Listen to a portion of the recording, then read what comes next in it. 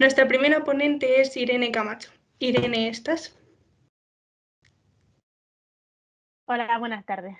Buenas tardes. Irene nos va a hablar sobre la figura de Hijikata Toshizo en la literatura. Algunos datos importantes son que está cursando el máster universitario de estudios de Asia Oriental en la Autónoma.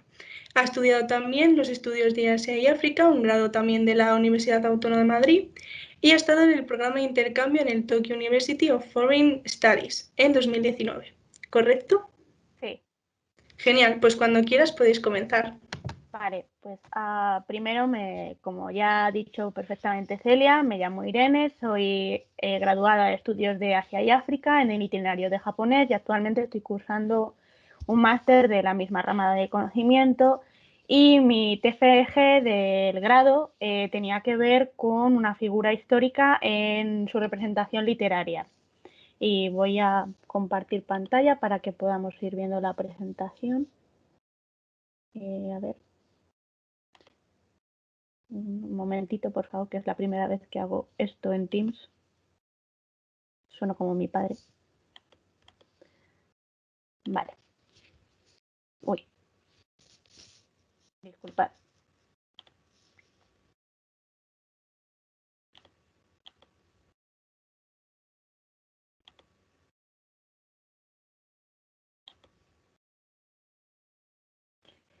Vale. Mi trabajo es la figura de Hijikata Toshizo en la literatura. Para empezar, me gustaría hablaros, hacer referencia a la cultura popular japonesa y en especial a algunos videojuegos, mangas o series que seguramente os suenen, como Yakuza Ishin o Shinsengumi Kitan, Hakuoki, Peacemaker Kurogane o Gintama. Entre estas series hay un denominador común que a mí me interesa mucho estudiar y es la representación que hay de uno de los personajes que aparece en todas estas diferentes series, libros, videojuegos que están basados en la figura de una figura histórica que a su vez ha cambiado a través de la literatura.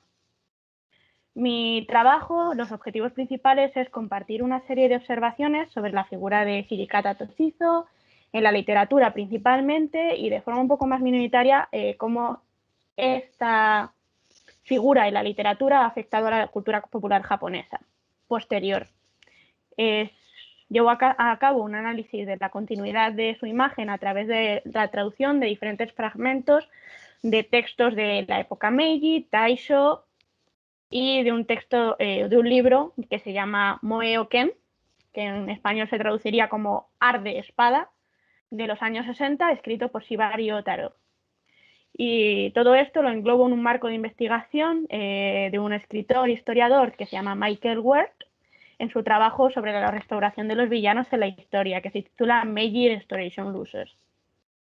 Primero, para contextualizaros un poco, la historia, la persona de la que voy a hablar vivía en este contexto histórico de la segunda mitad del siglo XIX. En Japón esta segunda mitad se caracterizaba porque habían terminado un periodo de cierre con respecto al mundo occidental y se habían abierto los puertos y las ciudades a la llegada de extranjeros occidentales a Japón después de 200 años de completo cierre. Entonces, muchos japoneses, tanto de diferentes constructos sociales, no estaban contentos con estas nuevas relaciones que tenía el gobierno japonés con los extranjeros occidentales y no querían a esos extranjeros en Japón. Y el sistema que se había estado manteniendo relativamente estable durante 200 años empezó a inestabilizarse poco a poco a través de pequeñas revueltas y de esta sensación de malestar entre la población por la llegada de estos occidentales, y todo esto culminó en la famosa Revolución Meiji de 1868, que es un punto de inflexión por el que podemos hablar de la entrada en Japón en el mundo moderno, podemos hablar del inicio del Japón moderno. En este contexto se encuentran varias figuras clave. A lo mejor muchos os suena la figura de Sakamoto Ryoma, Y bueno, y de la persona de la que voy a hablar yo, que es coetáneo de este señor, Hijikata Toshizō. Hijikata Toshizō. Pues bueno, Hijikata Toshizō fue el vicecomandante de un grupo de samuráis llamado Shinsengumi, que se conformó en Kioto a través de estas revueltas que estaban surgiendo y estos momentos de inestabilidad, para actuar como guardias o policía bajo las órdenes del shogunato para intentar mantener la paz, o esa es la versión oficial. Como parte de esta policía apuntada por el shogunato para defender el pueblo y demás, en la revolución Meiji, pues estuvieron del bando del shogunato, en contraposición al bando que defendía la vuelta del poder del emperador y la expulsión de los extranjeros y los que luego ganaron y la revolución Meiji. Entonces, este bando perdedor y los personajes que pertenecieron a él, entre ellos Hijikata Toshizō, han pasado por una narrativa durante muchos años de ser los perdedores y por lo tanto los villanos representados en muchísimas obras literarias, teatrales de la época y durante los años posteriores, de forma mayoritaria, porque sí que es verdad que existe una narrativa alternativa a esta imagen generalizada de los perdedores, los villanos, los malos, y que en el caso de Hijikata Toshizō y de los miembros del Shinsengumi pasan de ser asesinos sanguinarios bajo las órdenes del shogun, los lobos de Mibu, a héroes nacionales y leales al shogun.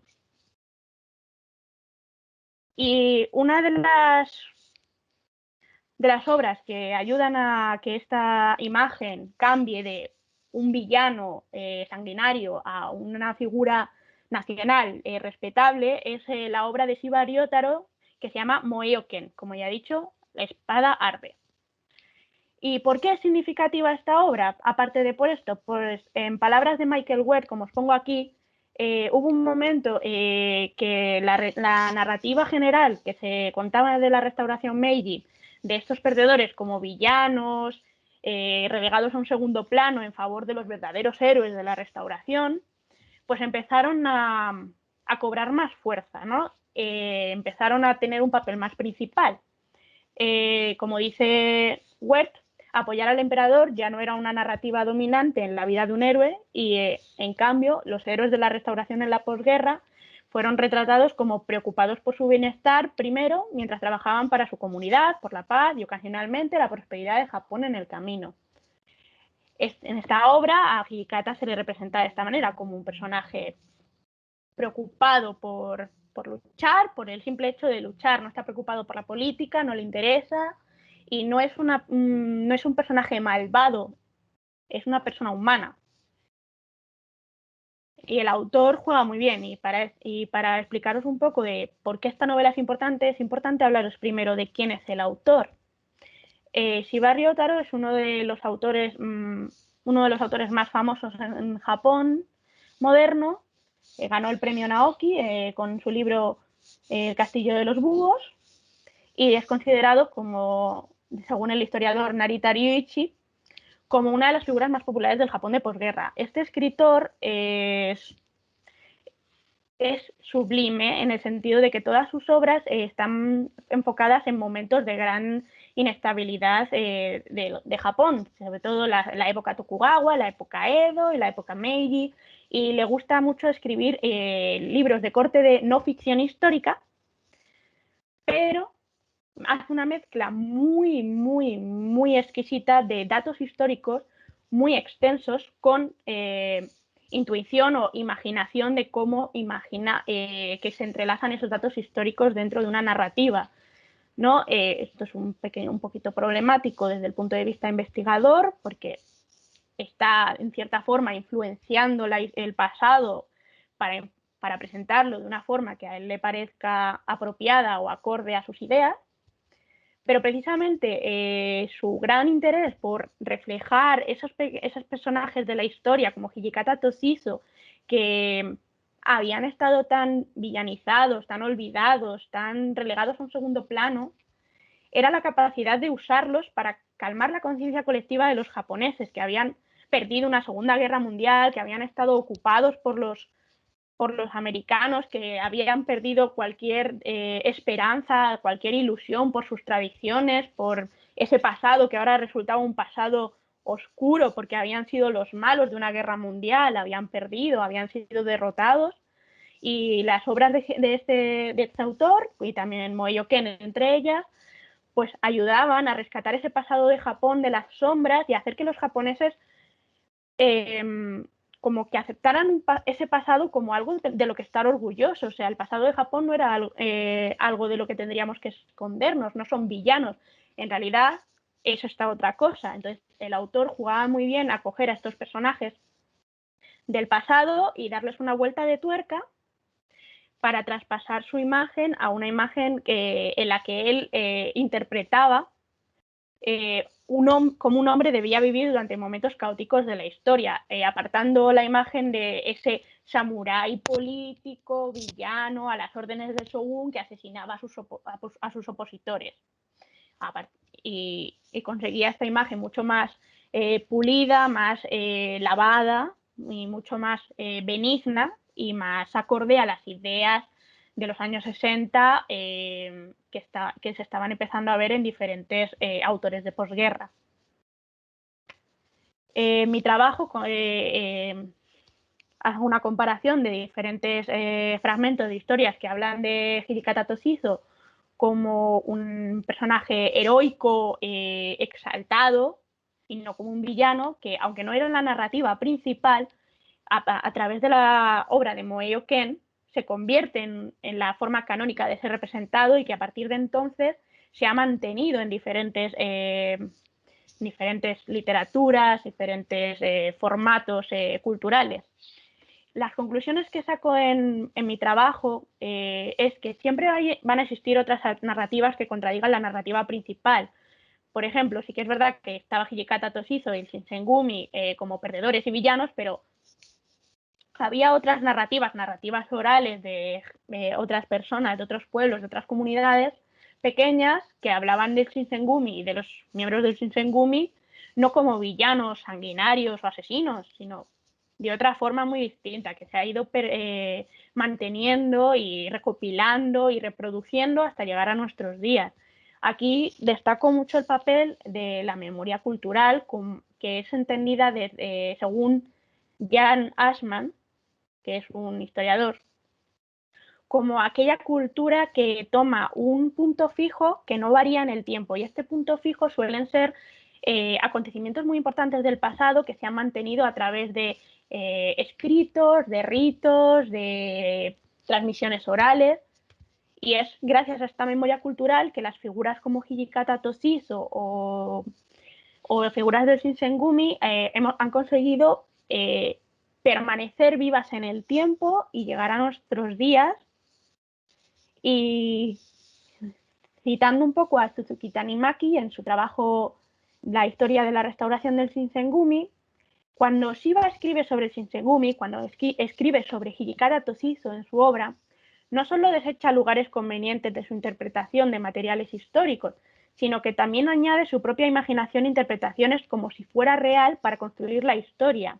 En palabras de Heine, él hizo una historia como si fuera un poeta, no un historiador. Creó una narrativa completamente nueva de la vida de Hijikata Toshihzo y de quién fue y de lo que representaba, de sus valores que defendía, completamente distinta a la narrativa que se había mantenido desde el final de la restauración Meiji hasta la publicación de su obra. Y tenía un objetivo claro. En los años 60 hubo unas manifestaciones estudiantiles en contra de la renovación de Japón con el Tratado de Seguridad de Estados Unidos. Estaban en contra porque, claro, les habían ocupado y había mucha gente con un deseo muy antiamericano y hubo muchísimas revueltas. Que este señor, Shiba, estaba en contra de este tratado, por lo que se puede intuir de sus escritos.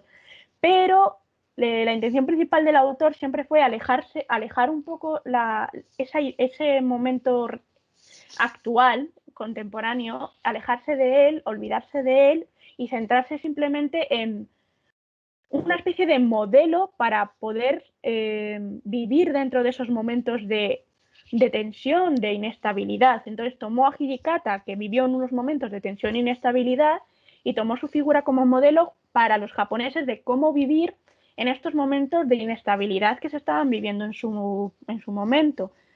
Entonces, la figura de Hijikata, a través de la obra de Moe Ken y a través de las intenciones del autor, que utilizó esa figura con un propósito en concreto, su figura ha cambiado de ser un sanguinario a ser un héroe nacional que se ha mantenido desde los años 60 en diferentes interpretaciones y representaciones de esta figura en diferentes ámbitos de las artes, como he comentado al principio, en mangas, en novelas, en obras de teatro. Y es un punto a añadir que esto también ha sido gracias a que los materiales históricos sobre este personaje son muy escasos, a contraposición de las obras literarias que hay sobre él, lo que ha favorecido que la sociedad japonesa tenga una visión completamente distinta actualmente de quién es Hijikata Toshizo a la sociedad que era coetánea en su tiempo. Y este sería todo. Pues muchas gracias, Irene, por tu presentación. Ha sido muy interesante, la verdad es que me ha gustado un montón. Y yo creo que podemos empezar con la ronda de preguntas. Si os veis más cómodos, pues se ponen por el chat. Y si no, levantáis la mano y os digo.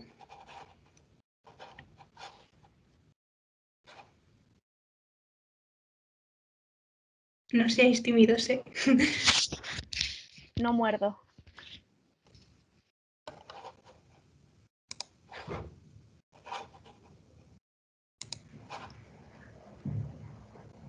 Bueno, yo querría empezar preguntando que cómo se te ha ocurrido este tema o qué inspiración has tenido.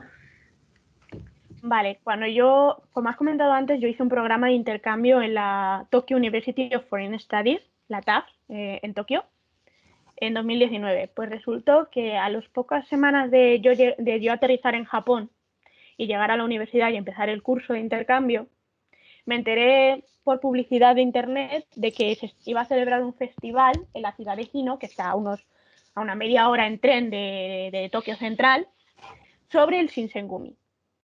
Y yo dije, uy, estos me suenan. ¿De qué me suenan? Pues resulta que yo había jugado un videojuego que hablaba sobre ellos en algún momento de mi vida y dije, ay, pues me interesa, voy a verlo. Y me enamoré completamente del festival y de ver cómo toda una ciudad estaba reivindicando la pertenencia del miembro principal, Hijikata Toshizo, el vicecomandante, como nativo de esa ciudad y representando un montón de escenas históricas del Shinsengumi por toda la ciudad, haciendo un desfile, un montón de incluso escenas de lucha entre niños en un templo, y me llamó muchísimo la atención toda esta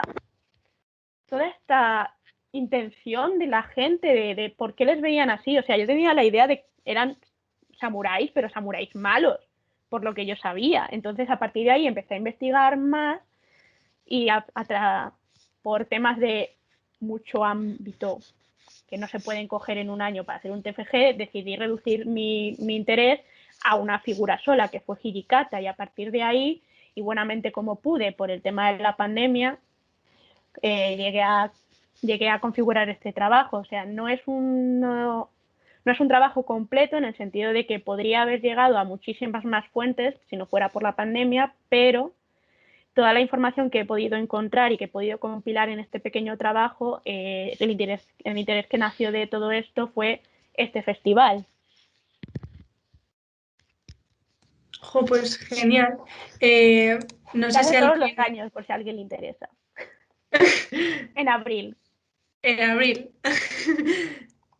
Bueno, pues si alguien tiene alguna pregunta y si no, pues podemos pasar con la siguiente ponente. Siempre podéis dejar las preguntas por el chat y después podemos seguir resolviendo preguntas y todo bien. Así que, si no hay más dudas, voy a pasar con la siguiente ponente. Así que muchas gracias, Irene. Muchas gracias por tu presentación. y esperamos que vuelvas a colaborar con nosotros. Para nosotros ha sido un placer. Muchísimas gracias, Celia. Un placer también. Bien, ahora vamos a pasar con nuestra siguiente ponente, que es Nerea Villalta. Nerea, ¿estás? Sí, creo que sí, creo que va todo bien, creo que se me escucha. Sí, sí, lo digo más que nada por problemas de conexión y todo eso, prefiero asegurarme. Sí. Bien, Nerea nos va a hablar de los orígenes y primeras interpretaciones de las reliquias imperiales japonesas en el Kojiki. Algunos datos es que está graduada en el grado de Estudios de Asia y África en el itinerario de japonés de la Autónoma. Ha tenido un año de intercambio en el Sophia University de Tokio y actualmente está cursando el máster de Estudios Orientales de la Universidad Autónoma de Madrid. ¿Correcto? Todo Bien, pues correcto. cuando quieras puedes comentar. Vale, pues yo igual voy a ver que vaya todo bien, todo el tema de los PDFs, creo que va bien, sí. ¿Está así bien? Ahora, vale, perfecto. Vale, pues muchas gracias y como ya han dicho, ¿no? Mi nombre es Nerea y vengo a hablaros de las reliquias imperiales japonesas, un poco orígenes y primeras interpretaciones, aunque he decidido dejar el tema del Kojiki un poco de lado, un poco por que entiendo que quizás no todos los presentes hemos leído el libro, no tenemos por qué haberlo hecho, y por un poco reducir y adecuarme, ¿no? Al tiempo que tenemos disponible.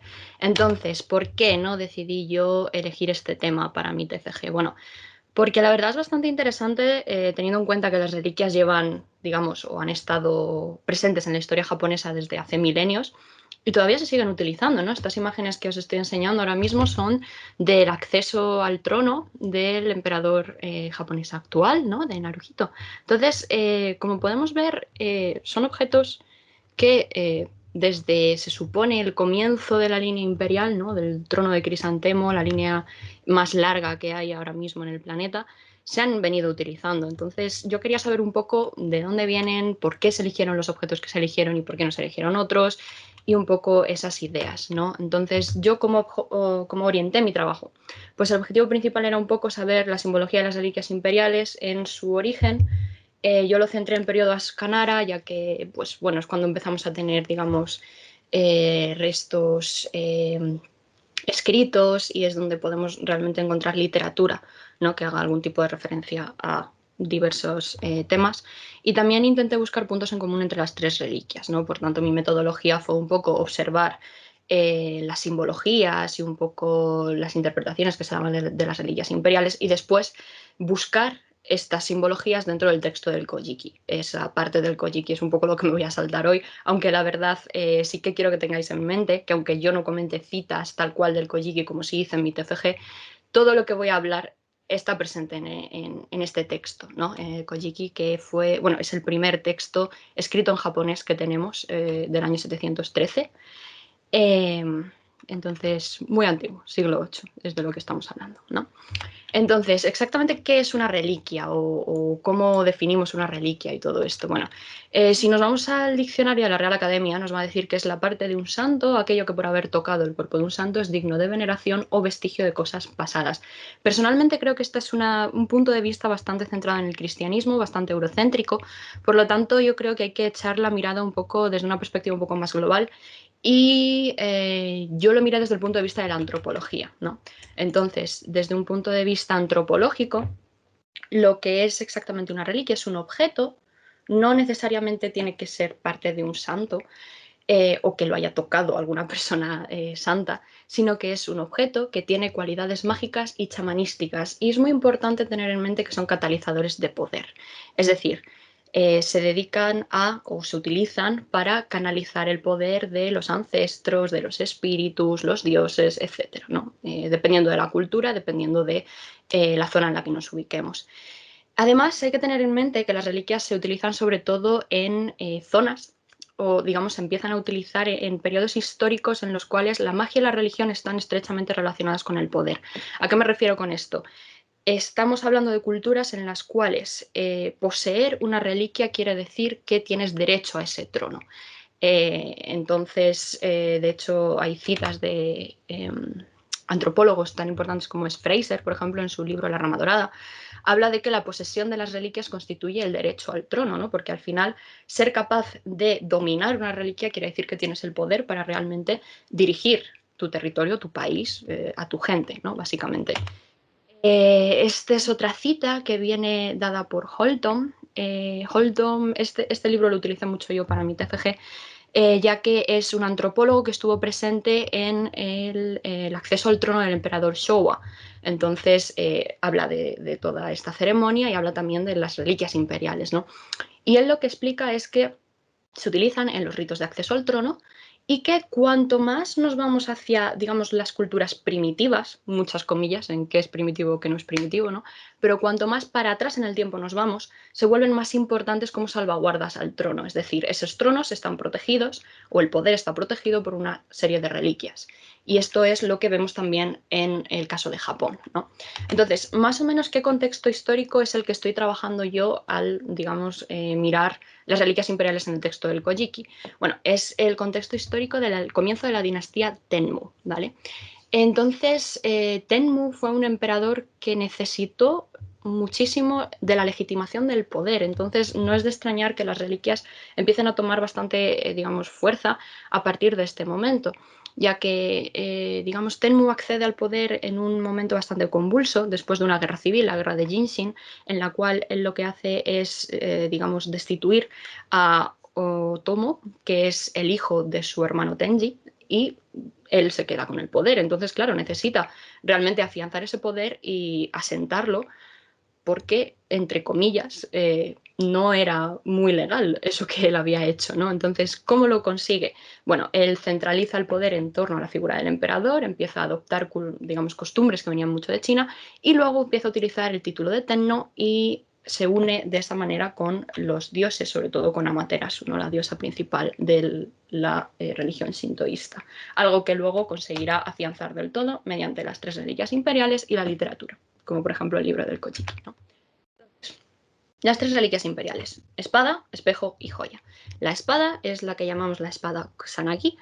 La elección de por qué una espada y no una lanza, por ejemplo. Bueno, de entrada las espadas son un poco símbolo, ¿no?, de poder, de fuerza. Con una espada se puede proteger al pueblo y además son objetos que empiezan a cobrar bastante fuerza, sobre todo tras la introducción de la metalurgia en Japón durante el periodo Yayoi, ¿no? Todo esto viene del continente, viene de la influencia de la sinosfera, la influencia de China.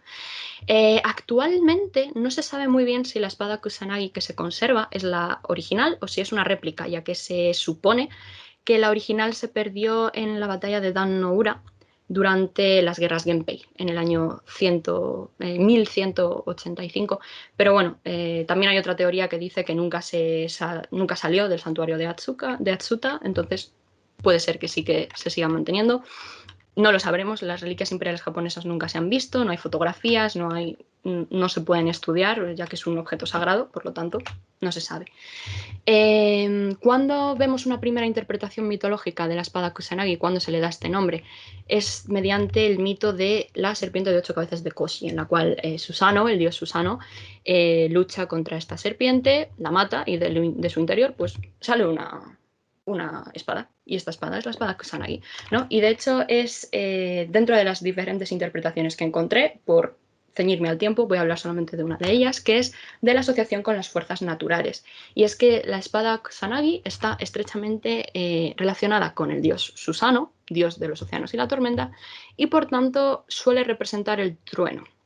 No solo porque Susano es quien la encuentra, sino porque dentro de la cultura japonesa hay otras, digamos, instancias en las cuales podemos ver a dioses que se relacionan espada-trueno o espada-rayo, ¿no? Como es el caso de Takemi Kazuchi, que es un dios que aparece también en el Kojiki y, bueno, es precisamente el dios del trueno y la espada.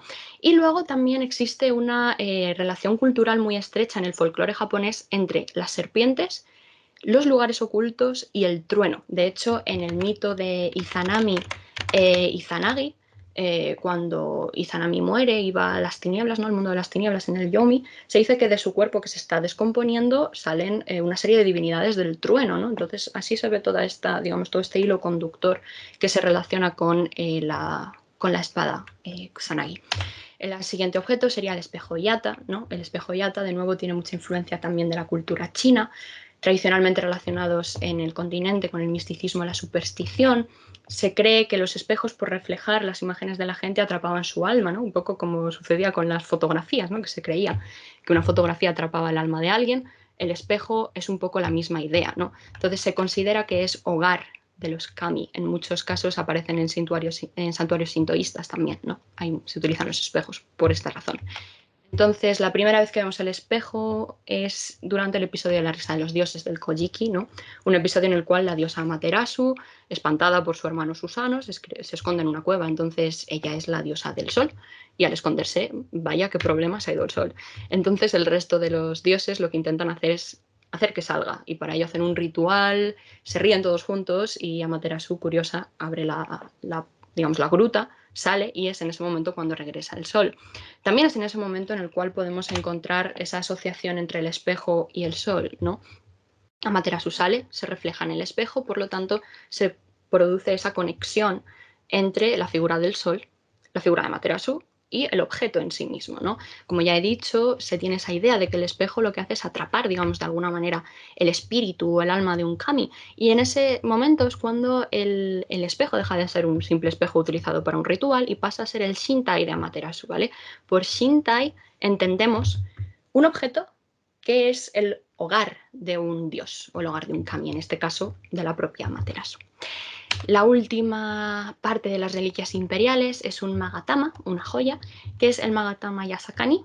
Esta sí que es una pieza propiamente japonesa, no tiene tanta influencia del continente, aunque sí que tiene alguna, ya que se cree que está hecha de jade, y el jade al final no deja de ser un producto, un elemento, ¿no? Que de estatus, de poder, y esta idea viene mucho de China. Tradicionalmente en Japón se utiliza como por las miko, ¿no? Por las sacerdotisas, como chamanes o como utilizado un poco para catalizar, ¿no? La esencia de los dioses. Ya no solo es quedarse la esencia, como hacía el espejo, sino que es transmitir el mensaje de los dioses. Entonces, en este caso no encontramos un mito per se que hable del magatama, ni está referida, al menos en el Kojiki, directamente, solamente cuando Amaterasu da las reliquias a Ninigi y por fin pasan a estar, digamos, en el mundo humano, pero sí que es cierto que hay diversas instancias en las que podemos verlo, ¿no? Por ejemplo, cuando se saca a Amaterasu de la cueva, se utilizan el espejo, que simboliza el sol, y una serie de magatamas, que simbolizarían probablemente la luna, es lo que se cree, ya que hay una serie de ritos de alabación al sol que lo que hacen es complementar sol y luna, por lo tanto probablemente el magatama simbolice eso. Además, en el Kojiki existe también otra narrativa, que es la historia del anzuelo y los hermanos Ho-Deri y Ho-Ori, en el cual el dios de los mares da a uno de los hermanos una joya con forma de cuernecillo, probablemente un magatama, y lo que hace esta joya es controlar las mareas. De nuevo podemos ver ahí, ¿no? Esa asociación entre la luna, que controla las mareas, con el magatama. Y por último, ya para terminar la asociación de las reliquias, ¿no? Hemos dicho que la espada se asocia con Susano, hemos dicho también que el espejo se asocia con Amaterasu. Existe un tercer dios que es hijo augusto, ¿no? Se les llama, de Izanagi. Y ese es Tsukuyomi no Mikoto, ¿no? El dios de la noche, el dios de la luna también.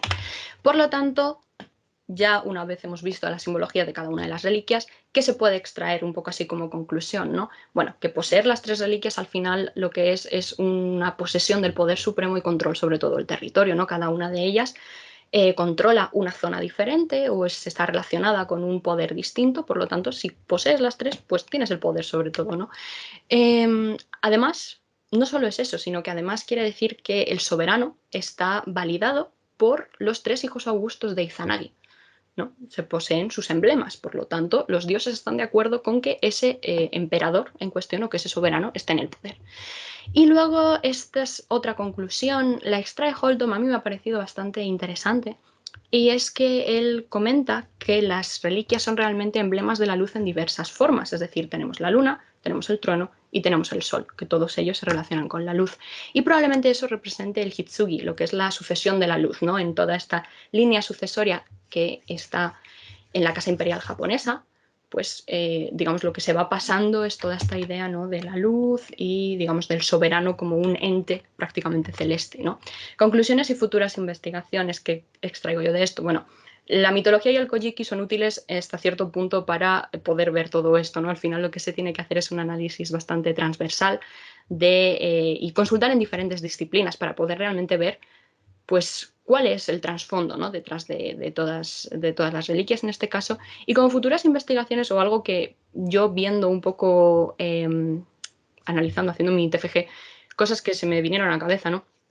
Algo que yo creo que podría ser interesante es un poco el análisis del discurso en torno a las reliquias, pero más en periodo contemporáneo, es decir, después de esa transformación que sufre el sintoísmo y cuando pasa a ser el Shinto de Estado, ¿no? Sobre todo durante el imperialismo y militarismo japonés, yo creo que sería interesante ver si cambia o no cambia, ¿no? La simbología que se le da a las reliquias.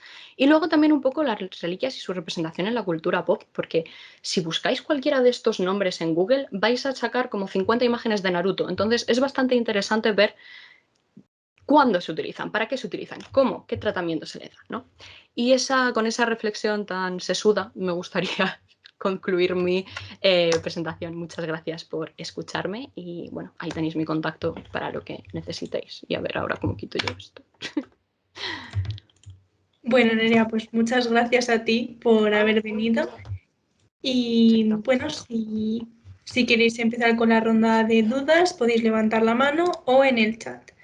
Eh, José Antonio, que es nuestro presidente, nos ha puesto, al ser los tres objetos un vínculo del avance industrial que estaba sucediendo en ese momento en Japón, puede ser también una reivindicación de su poder exterior, teniendo objetos no del todo comunes en la época. Entonces, actualmente la única función de esta sería meramente el proceso de sucesión o se extraen de sus respectivos templos para otro tipo de ocasiones. ¿Tienen relación los templos donde se guardan con la propia historia o qué ha determinado la elección de dichos templos? Son muchas preguntas. Muchas gracias. Así que si quieres, Sí. ve respondiendo de una a una. Por partes. Si son vínculos del avance industrial que está sucediendo en ese momento en Japón, yo diría que no. Porque realmente el único objeto puramente japonés, como ya he dicho, es el Magatama, y realmente tampoco es que tenga un gran avance industrial. Yo creo que simplemente la elección de las reliquias viene dada un poco por la influencia de la sinosfera, del continente, y de todos los avances que entran en Yayoi, no tanto en el periodo Nara o el periodo Asuka Nara. Entonces, yo no diría que sea ningún tipo de reivindicación de su avance o de su industria. No lo creo. En cuanto a si la función actual es la del proceso de sucesión, sí, básicamente se utilizan en el proceso de sucesión, pero digamos que a lo largo de la historia es sobre todo en el único momento en el que se han utilizado las reliquias. Antiguamente también acompañaban al emperador, ¿no? Si el emperador se movía, por ejemplo, yo qué sé, si iba de Kioto a otra zona, pues las reliquias iban con el emperador. Pero de utilizarse o digamos que tengan un ritual en torno a ellas, siempre suele ser el ritual de la transmisión, ¿no? Del ascenso al trono y poco más. Y ¿dónde se guardan la propia historia, los templos? Creo que están guardadas en el santuario de Ise y bueno, como ya he dicho, la espada no se sabe muy bien si está en Antoku o qué. De la espada se supone que hay una réplica o que es la verdadera, es que no se sabe muy bien. Creo que Ise se elige porque era la zona en la que estaban todas este tipo, digamos, en la que surge todo este tipo de creación de espejos, etcétera, etcétera, donde está, digamos, está la producción más fuerte de todo este tipo de elementos. Pero la verdad, tampoco te sé decir exactamente si es por esa razón en particular o no. También Ise, si lo piensas, es donde solía estar las sacerdotisas imperiales y todo eso, ¿no? Entonces, tiene sentido que se guarden en Ise en vez de en otro sitio, ya que es un poco un centro de poder del imperio japonés, ¿no? Pero respecto a otros templos no sabría decirte la verdad. Y creo que ya está. Irene, dime. Lo que tú has dicho con respecto a Isis es que creo recordar, que me corrijan si me equivoco, porque puedo estar equivocada, creo recordar que era uno de los templos principales que rendían el culto a la diosa Amaterasu y que fue luego ese templo de donde cogieron a la diosa como la diosa de Japón. Creo recordar. Sí, de Esa hecho, podría ser la razón principal por la que se guardan ahí.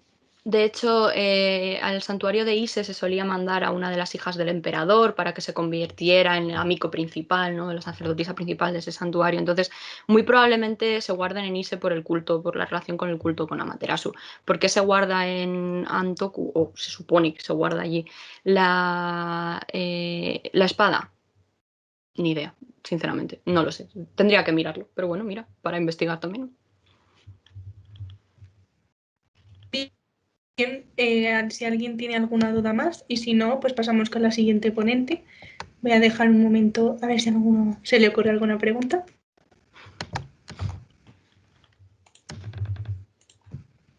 Y si no, pues se resuelven al final conforme vaya pasando y sin ningún problema.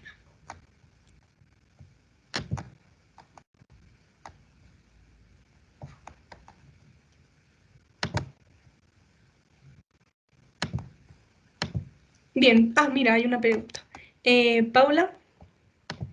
¿Existe algún tipo de protocolo en caso de que desaparezca alguna de las tres reliquias, en caso de que haya que pasar el poder, digamos? No, la verdad es que yo creo que eso ni se ha contemplado, por lo que te digo. Bueno, el único caso en el que se sabe o se relata que sí que se ha perdido una reliquia, ya te digo, fue en la batalla de Dan no Ura, de las guerras Genpei, y lo que se hizo en ese caso es se utilizó una especie de réplica de la reliquia actual, de la espada, ¿no? Que yo sepa, no hay ningún tipo de protocolo o qué hacer en ese caso, mucho menos ahora, ya que han llegado hasta ahora y ya se preocupan de guardarlas con mucho, mucho celo. También te digo, esto es un poco, quizás a lo mejor tirando un poco a teoría de la conspiración, pero al final las reliquias imperiales no se han visto. Entonces, ¿cuánto nos han llegado? ¿No? Estamos hablando de objetos milenarios. ¿Cuánto ha llegado de esas reliquias o cuánto queda? ¿O se han reparado o no se han reparado? Eso es una información que no sabemos. O sea, lo que te cuentan es que están íntegras, que están ahí, perfectas, y que no van a desaparecer, mucho menos ahora que se guardan con tanto cuidado, pero son objetos que han pasado por incendios, terremotos, inundaciones, de todo. Entonces, hay que tener un poco de cuidado con qué es exactamente, ¿no? O qué ha llegado hasta nuestros días de las reliquias realmente. Muchas gracias. Bien, pues creo que con esto pues podemos pasar a la siguiente ponente. Lidia López, ¿estás? Sí, estoy, ¿se me oye bien? Sí, perfectamente. Bueno, pues Lidia nos va a hablar de su TFG, la literatura de Dazai Osamu y el individualismo dentro de su novela más famosa, Indigno de ser humano. De Lidia, pues decimos que se ha graduado en estudios de Asia y África, también en el área de japonés en la Universidad Autónoma. ¿Sí? Sí. Bien, pues cuando quieras puedes empezar. Bueno, yo soy Lidia López. Voy a poner primero la presentación. Un momento.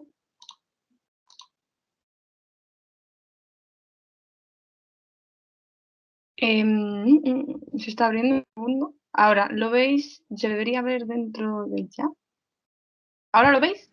Sí, ¿Se ve bien? Vale, bueno, yo soy Lidia López, actualmente estoy estudiando un máster en estudios literarios en la Universidad Complutense de Madrid, pero soy graduada, al igual que mis compañeras, del grado en estudios de Asia y África en el itinerario de japonés. Un poco yo voy a presentar el concepto de individualismo que entró en Japón durante la reapertura Meiji, cómo afectó y cómo se establece en la literatura y cómo el autor, en este caso Osamu Dazai, y su obra Indigno de ser humano, lo plasma y modifica un poco o pone en vista su propio punto de vista del concepto que iremos viendo. La metodología que yo utilicé fue usar tanto diccionarios japoneses para ver los conceptos, que son muy útiles si queréis buscar un concepto y cómo entró en Japón, porque también te pone los autores que utilizaron ese concepto, en qué obras y ensayos y en qué sentido le dieron a ese mismo concepto. Luego también, claramente, observar la vida de Osamu Dazai y un poco el contexto histórico de la época. No es tan importante, pero sí que tiene influencia en la obra. Y además, la obra primordial que utilicé fue claramente la traducción al español de Indigno de ser humano de Osamu Dazai. Os voy a explicar un poquito la vida de Osamu Dazai. Su nombre real es Tsushima Suji y nació en una familia burguesa en la ciudad de Tsugaru, que se encuentra al norte de Honshu. Debido a que su padre trabajaba en la dieta nacional y a que su madre era muy enfermiza debido a que tuvo 11 partos, Dazai fue el 10º hijo. nunca tuvo una figura ni paterna ni materna, por lo que le cuidaron sus criados. Y esto sería bastante un trauma emocional para el autor, que se ve mucho en sus obras. Su primer trabajo como escritor, no propiamente dicho en la carrera, pero sí en una pequeña revista del instituto llamada Sinkiro, que se traduciría como espejismo. En la universidad entró en el departamento de estudios franceses, aunque no tenía ni idea de francés, la verdad. Pero durante esta etapa conoció a su ídolo y futuro mentor, Ibuse Masuji. Poco después de ingresar a la carrera universitaria, en el año 1930 será el momento en que Dazai empiece a torcer un poco su vida y cuando ocurre su primer intento de suicidio de los 4 a lo largo de su vida con un amante, en este caso. Tuvo un intento de suicidio en su época del instituto por fallar en los estudios, pero no con un amante, no sería hasta el año 1930, que es junto a un acompañante. Ambos sobreviven. Y juntos, lo único que le provoca al autor es que tenga cargos judiciales, pero sale impune gracias a su hermano mayor, como os he dicho. Es de una familia burguesa, por lo que no le afectó, digamos, mucho. Le pagaron una deuda al juez y se quitó del historial este suceso. En realidad, su etapa digamos, su carrera de escritura empezó en el año 1933, cuando escribe en la revista Kaihyo, que lo podéis ver ahí el nombre, que en español sería algo así como El León Marino. No solo escribió en esta revista, claramente publicó en más, pero esta revista fue la principal y la primera en que publicó una de sus novelas. En el año 1935 dejaría los estudios debido a que no eran de su agrado, como os he dicho, no tenía ni idea de francés, no era algo que le interesaba, entró por su padre más bien y por su madre. Y realiza en este momento su segundo intento de suicidio, que en este caso sí que muere el amante, pero él no le ocurre nada. El problema es que durante esta época no se sabe exactamente en qué año, pero entre el año 1935 y 1937 fue ingresado en un psiquiátrico un mes debido a problemas psicológicos, como hemos dicho, referenciado a la falta de figura materna y no paterna, y también a problemas de drogadicción, entre ellos el alcohol y el opio. El opio se enganchó a él debido a una operación de apendicitis que tuvo. Luego, en el año 1937, ocurrirá su tercer intento de suicidio junto a su exmujer, debido a un encuentro que tienen ambos, pero como los dos sobreviven, deciden ir cada uno por su lado y no se vuelven a encontrar. Y en el año 1939 se volverá a casar con Ishihara Michiko, una discípula de su mentor e hija de un amigo del mismo. Esta será la mejor etapa de Osamu Dazai, puesto que desde el año 39 que se casa hasta el 45, digamos que tiene una vida pacífica, dejará la adicción, no llevará una vida decadente y se nota en sus escrituras porque tienen novelas más alegres y no tan decadentes como el caso de la que vamos a hablar. Y pues en 1945 se divorciará de nuevo y volverá a una vida autodestructiva con las mujeres también y con la adicción se cree que a los sucesos que ocurrieron en la Segunda Guerra Mundial. Y ya será en el año 1948 cuando ocurre su cuarto y último intento de suicidio junto a un amante en el río Tama, y se encontrará sus cuerpos a la semana del suceso, muriendo a la joven edad de 39 años. Yo la novela que me he centrado es Indigno de ser humano, en japonés Ningen Shikaku, que fue escrita en el año 1948, justo antes de su muerte. Y la trama gira en torno a la vida del protagonista, que se llama Yosoba, que es un joven estudiante de provincias que lleva una vida depravada en la capital de Japón, Tokio. La historia está dividida en 3 cuadernos que tratan las distintas etapas de la vida del protagonista, y también hay un prólogo y un epílogo que es muy interesante, puesto que el autor habla directamente al lector. Debido al concepto, para entender primero a Osamu Dazai y cómo utiliza el concepto de individualismo, tenemos que irnos a la reapertura de Meiji, en la era de Meiji. Este acontecimiento es muy importante porque en Japón se abre entre comillas, se abre al mundo y por ende a la tecnología y a las ideas occidentales. Entonces, gracias a esta nueva adquisición del conocimiento occidental, uno de los conceptos que entra es el de individualismo. El diccionario que utilicé yo hasta aquí es el diccionario Nihon Kokugo Daijiten, Para encontrar las definiciones, yo solo he puesto la que utilicé para mi TFG, pero hay más. Yo solo voy a usar la del individualismo desde el inglés, de la versión inglesa, la tradujeron directamente del inglés. Como podemos ver, traducido sería un enfoque que valora la importancia y el valor del individuo individual y respeta los derechos y libertades individuales. Después de la reforma del Renacimiento se empezó a tener en cuenta el valor individual y, gracias al desarrollo del capitalismo moderno, se otorgó importancia a la libre competencia individual, enfoque que llegó a establecerse ampliamente. Como podemos ver, literalmente dice el Renacimiento, reforma del Renacimiento, es decir, es directamente traducido del inglés al japonés el término. Dentro de este, como he dicho anteriormente, los diccionarios japoneses tienen ejemplos de personas que utilizaron estos conceptos de esta manera. Y uno de ellos nos encontramos a la primera persona, que es Subochi Soyo, en el año 1891, en su ensayo, como podéis ver en pantalla el nombre, donde le puede dar una visión negativa, lo ve como algo peligroso. Si alguien se fija, él piensa que si alguien se fija en el bien propio sin ningún tipo de restricción, sería inevitable que alguien haga el mal justificado con el individualismo. Entonces, él lo que dice es que se necesita que la propia persona sea su propio hueso de la codicia, es decir, impida que el propio individuo se aproveche de esta libertad que da el individualismo. Otra visión que hay es la de Takayama Choyu en su ensayo El filólogo como crítico de los estudios de la civilización en el año 1901, donde nos muestra una visión más positiva del término. Él reflexiona que, afirmando que el individualismo no es malo por naturaleza, sino que es puro, que lo único que necesita es florecer, es decir, necesita tiempo para llegar a cambiar y transformarse lo que debe ser. El concepto entra como base, pero todavía no se ha adaptado. Necesita que se vea y se adapte a la cultura japonesa o que se pongan los límites, por lo que sin que haya florecido no se puede decir que el concepto es malo o bueno, como en el caso del anterior, que ya lo fui puesto como algo negativo. Y el último que utiliza este concepto es un autor muy conocido, que podemos ver a la izquierda una de sus obras, Soy un gato, de Natsume Soseki, que fue una novela escrita entre los años 1905 y 1906, donde nos muestra lo que comienza a ocurrir en esta época, es decir, durante el Meiji tardío, que es una etapa de la que hay una búsqueda de una moralidad unificada, por lo que se vuelve al pensamiento oriental, más específicamente al pensamiento tradicional japonés. Entonces, esto provoca que varios de los pensamientos occidentales reciban un rechazo. Puesto que también se ven, por ejemplo, el marxismo, el comunismo también empiezan a ser rechazados.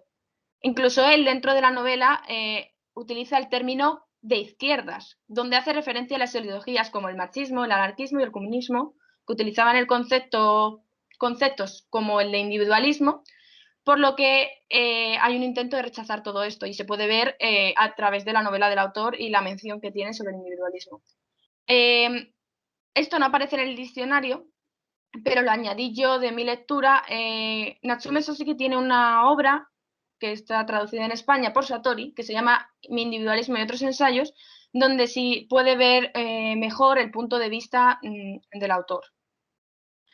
No solo se puede ver el concepto de individualismo a través del diccionario, también había revistas como Literatura Waseda, Revisión Central o El Sol, donde muchos escritores, tanto filósofos como críticos, como eruditos, se encargaban de escribir, y en varios de ellos, reflexionaron sobre el término individualismo. No había muchos puntos en común, o sea, era un problema que había, pero había tres posiciones que se encontraban en la mayoría, que las podemos ver aquí. El carácter individual y el talento deben ser cultivados para fortalecer al Estado y fomentar un compromiso más activo de los individuos con las políticas estatales.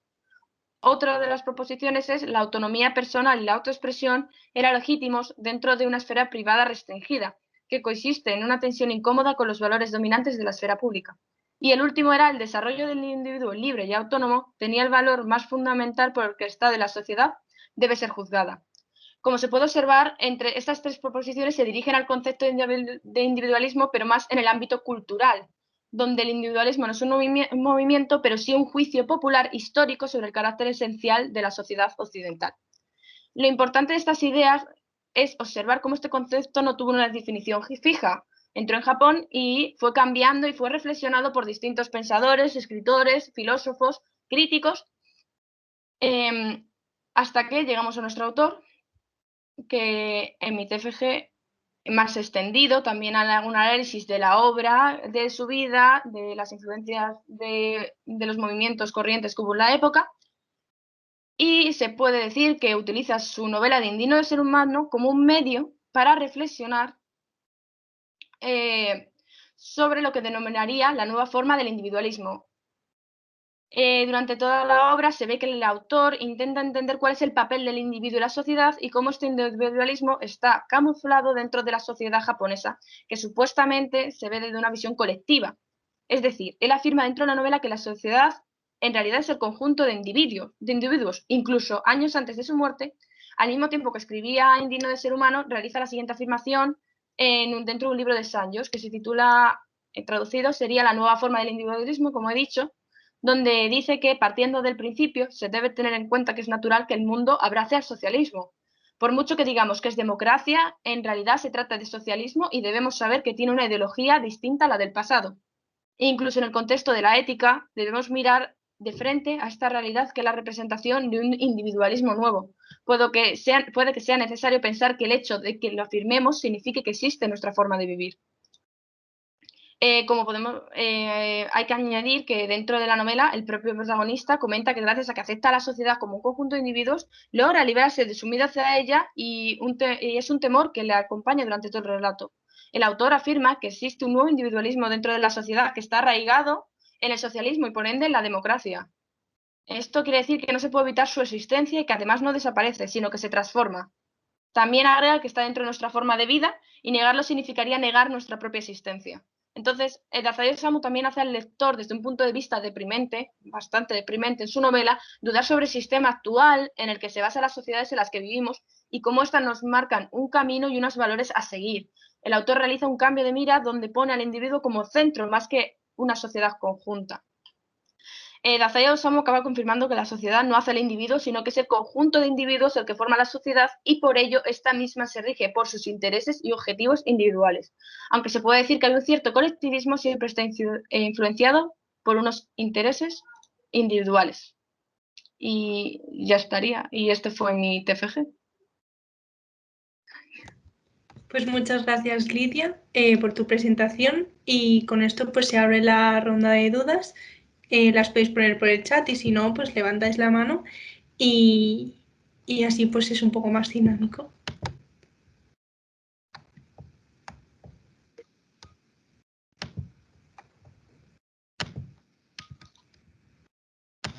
José Antonio nos ha puesto...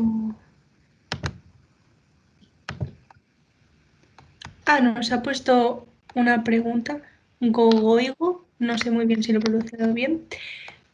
Hola, en el club de lectura en el que participo estamos precisamente con esta obra. ¿Cómo de habitual es el suicidio en pareja? ¿Por qué crees que no lo logró hasta el cuarto intento, tan separados en fechas? También hay un par de preguntas que nos preparó nuestra compañera Irati, que me gustaría saber tu opinión. ¿Qué detalles autobiográficos podemos encontrar a lo largo de la obra o cuáles no lo son? ¿Y por qué crees que las mujeres tienen un peso tan importante en la obra? Gracias. Gracias, Gogoigo, por preguntar. Bueno, lo primero de todo, no te lo voy a poder responder todo porque no es mi ámbito de estudio. Entonces, yo solo me fijé en el individualismo en la obra, entonces no me fijé en el suicidio en pareja, aunque hay un montón de documentos. Cuando estuve haciendo el TFG, no encontraba un documento de Osamu Dazai que no fuera sobre sus intentos de suicidio en pareja. Está llenito. En cualquier lugar que lo encuentres, lo puedes ver. Yo no sé por qué, no creo que sea muy habitual. No lo he escuchado de otros autores. El suicidio en Japón es bastante oído, digamos, entre autores. Por ejemplo, está Miyazawa Kenji, no me acuerdo ahora qué autor fue. Un autor en Meiji se suicidó en una estación de policía. Si alguna de mis compañeras se acuerda, seguro que se acuerda de...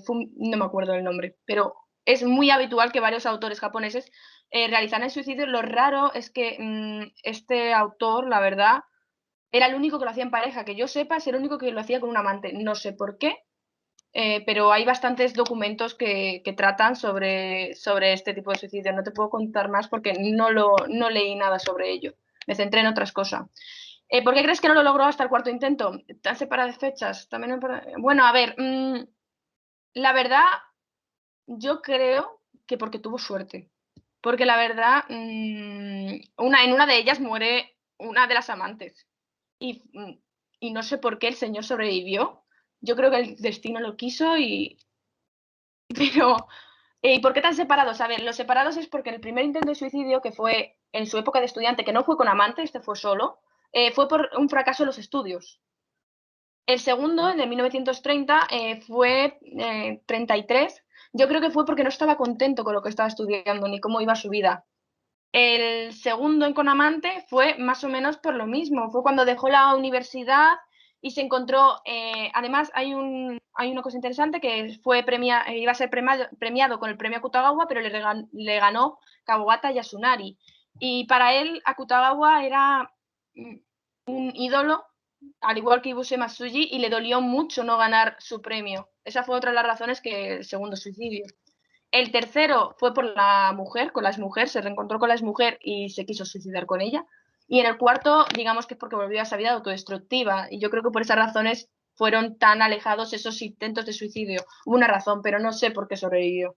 Y a lo largo de la obra podemos encontrar muchísimos. El primero es, he hecho un trabajo ahora de estudios autoriales en los que digo si la obra de Osamu Dazai, Dinos Hermanos, es autoficción o autobiografía, porque hay un montón de sucesos que ocurren en la vida de Yozo Oba que son iguales a las de Osamu Dazai. Uno de ellos es el desastre que tuvo, digamos, en los estudios. No estudió lo que quería su padre, que su padre quería que fuera funcionario y se dedicó a ser artista. En el caso de Yozo Oba fue la pintura, pero en el caso de Osamu Dazai fue la escritura. Ya son dos medios artísticos que se parecen, la verdad.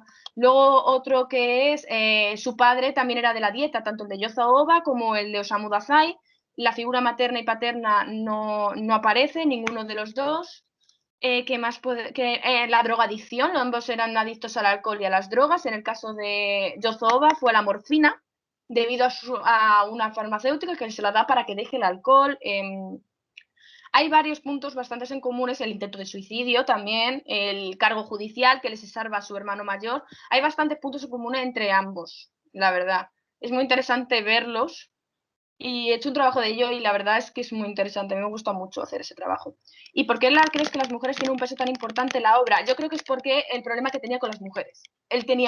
Osamu Dazai tenía un problema con las mujeres, con las amantes, tuvo muchos amantes, se suicidó con muchos amantes, pero no he encontrado ninguna razón en específica que él diera ni que explicara por qué esa obsesión y por qué esa importancia de las mujeres en su obra.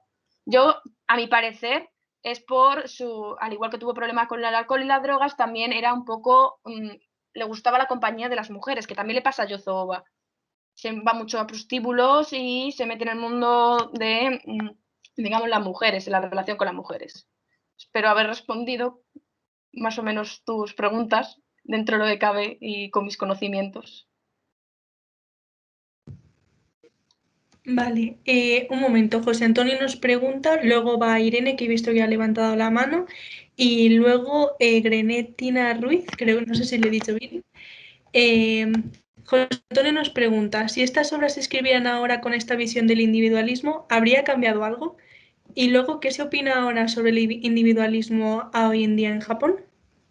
Yo creo que la visión del individualismo claramente habría cambiado, porque como he dicho, los conceptos evolucionan tanto con las sociedades y en Japón yo creo que más todavía porque como es un concepto que viene de fuera y lo intentan adaptar, muchos pensadores trataron ese concepto y yo creo que claramente que sí, que ese concepto, la visión ha cambiado muchísimo y si se escribieran ahora, la visión también.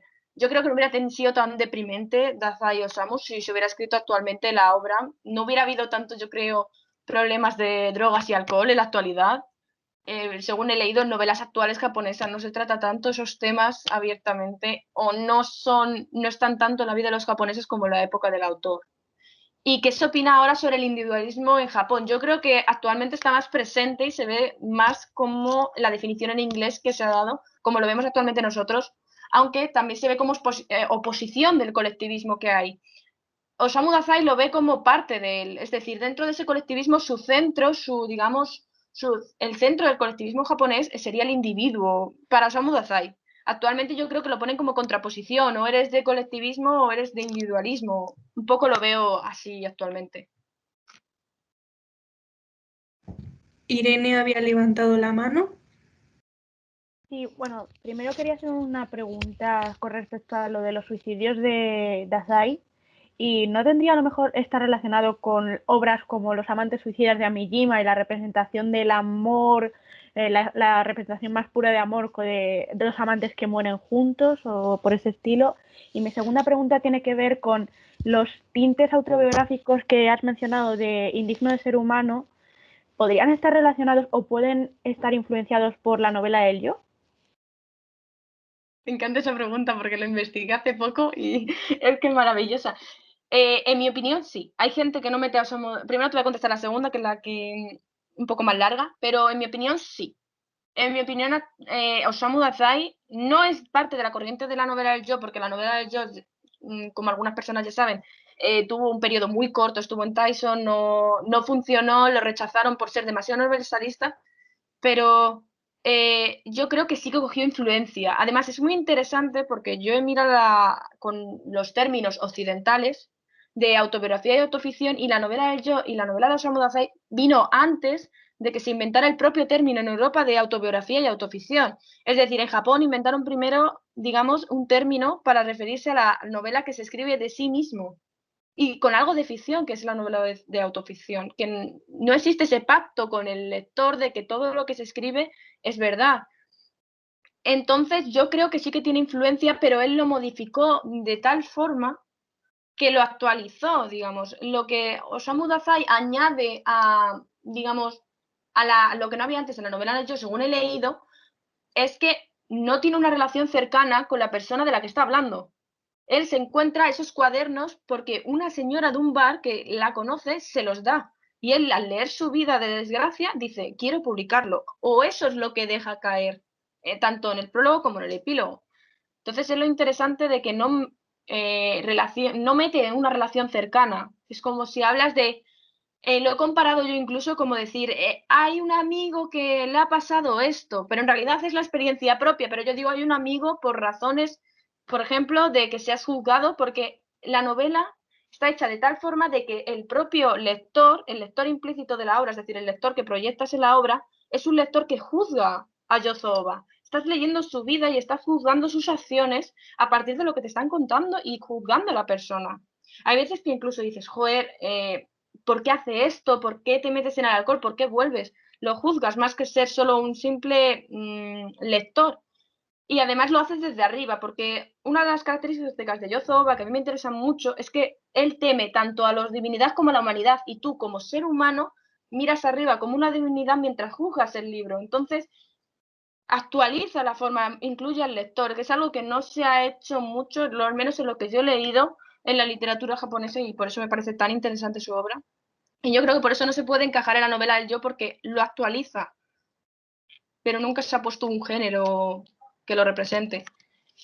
Y lo de los suicidios puede ser por los clásicos que leyeron o la influenciar a los clásicos. En Japón en esa época ya he dicho que se volvió otra vez digamos, a lo propio. Dejaron de lado un poco lo occidental y se veía como mal, y que lo rechazaron las ideas occidentales y volvieron a los clásicos japoneses, a la tradición japonesa. Entonces es muy probable que hayan tenido que leer todos esos libros y haya tenido algún tipo de influencia, los sentimientos que transmiten o algo, pero no he leído nada sobre ello, pero claramente lo que lees influye en tu persona o en tu literatura, así que yo creo que sí.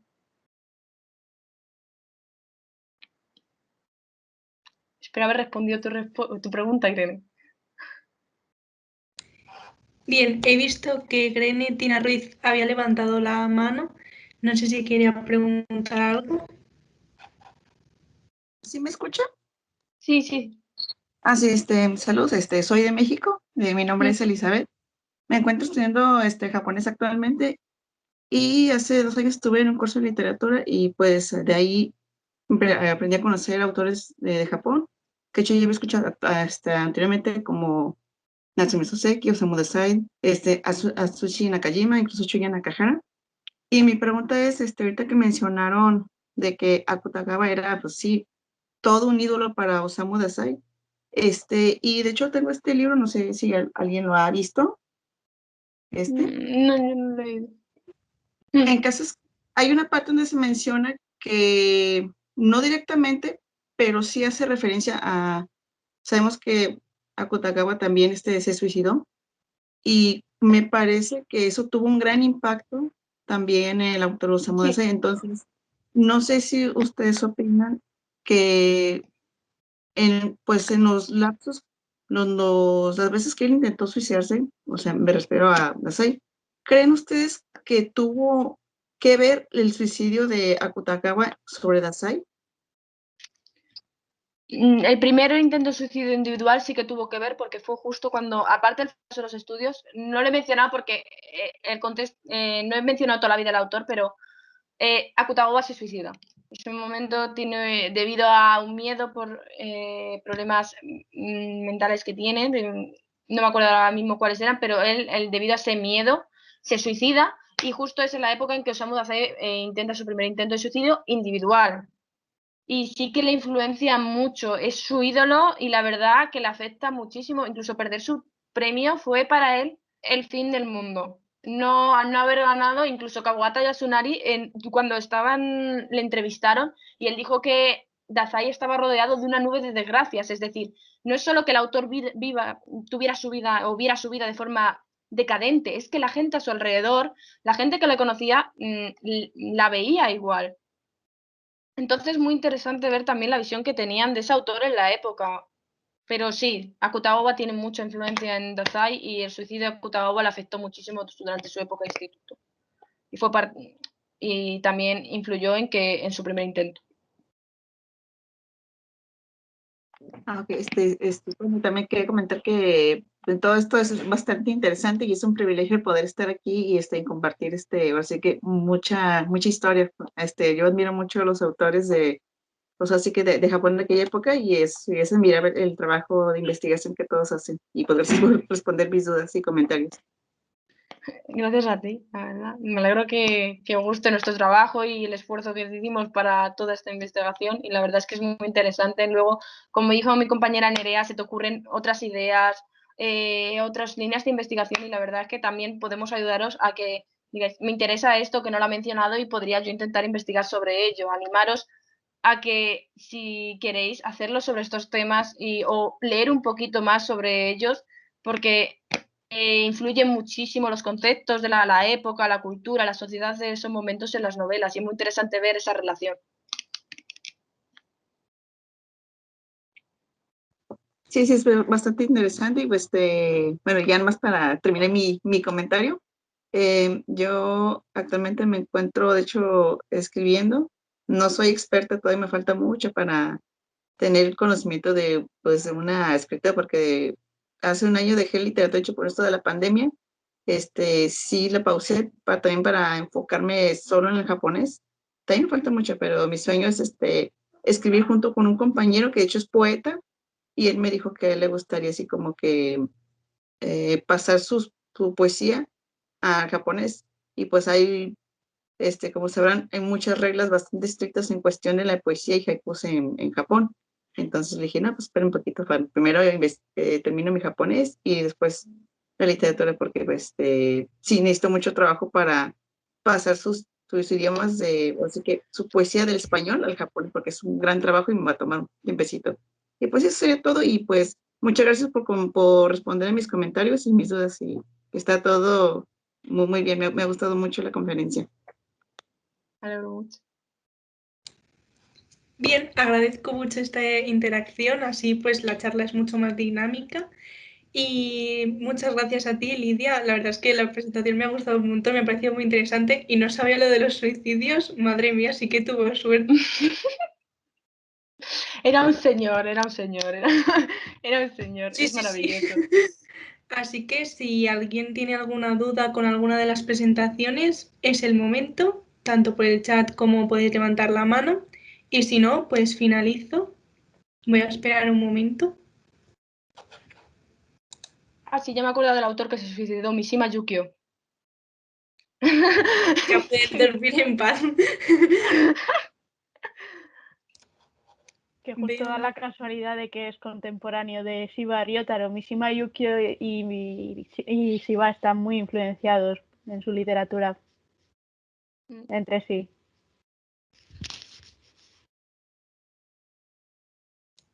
Bien, pues creo que con esto ya está, así que voy a finalizar. Os recuerdo que justo nuestro presidente José Antonio nos ha recordado lo de la encuesta.